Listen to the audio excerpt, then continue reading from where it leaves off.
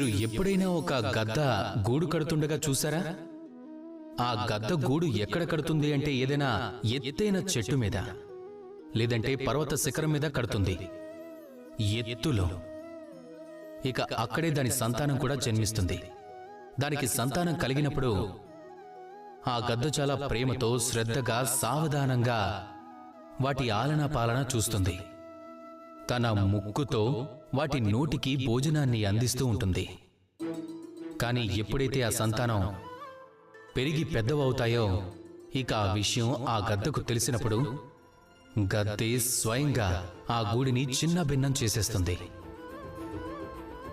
ఆ సంతానానికి అప్పుడే రెక్కలొచ్చి ఉంటాయి. ఎలా ఎగరాలో కూడా వాటికి తెలియదు. ఆ సంతానాన్ని అంత ఎత్తు నుండి కిందకు పడేస్తుంది. ఆ పక్షి పిల్లలు ముందు భయపడిపోతాయి. ఎదురుగా మృత్యువుని చూసి